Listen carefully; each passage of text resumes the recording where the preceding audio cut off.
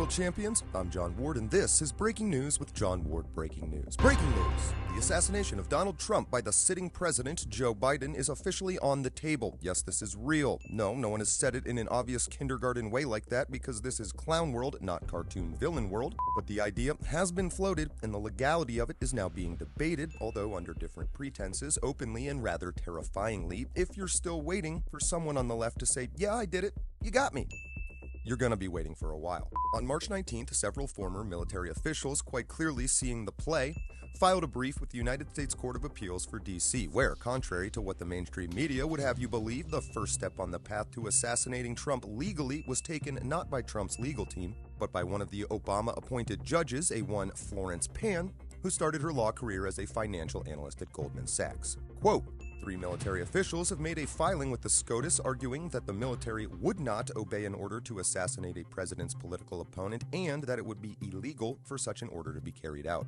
Could a president order SEAL Team 6 to assassinate a political rival? This question was posed by a member of the panel in the court below.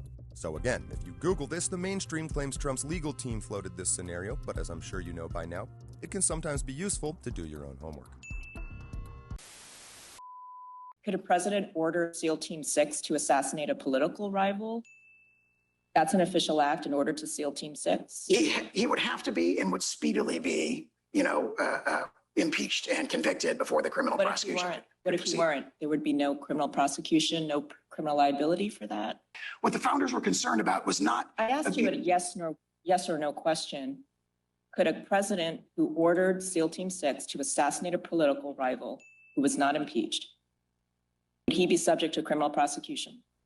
If he were impeached and convicted first. And so your answer is no. My answer is qualified yes. There's a political process that would have to occur under the structure of our Constitution, which would require impeachment and conviction by the Senate. In these exceptional cases, as the OLC memo itself points out from the Department of Justice, you'd expect a speedy impeachment and conviction. But what the founders were much more worried about than using criminal prosecution to discipline presidents was what James Madison calls in Federalist Number 47, the newfangled and artificial treasons. They were much more concerned about the abuse of the criminal process for political purposes to disable the presidency from factions and political opponents. And of course, that's exactly what we see in this case. I've asked you a series of hypotheticals about criminal actions that could be taken by a president.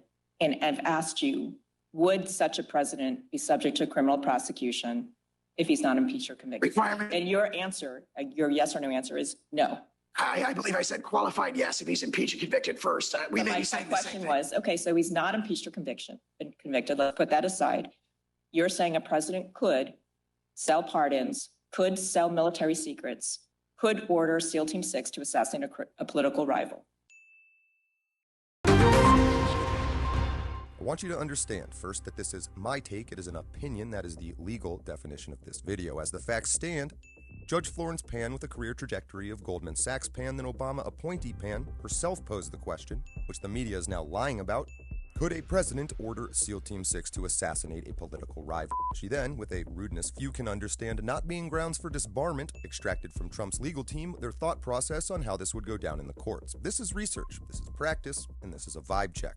Did tell you this would happen, and I told you why. The capital D data is now useless. The factions are running blind or possibly just stupid, and the Democrats are cowards who have a recorded history of vibe-checking their crimes. Sexual predator walks into a girl's locker room, hears terrified screams, he plays it off as a wrong door mistake and everyone forgets. If instead of screams, it's silent, depressed, broken slave mentality, the plan moves forward. That's it for today. I'm John Ward, and this has been Breaking News with John Ward Breaking News. Until next time, remember, this is the year. Don't let your memes be dreams.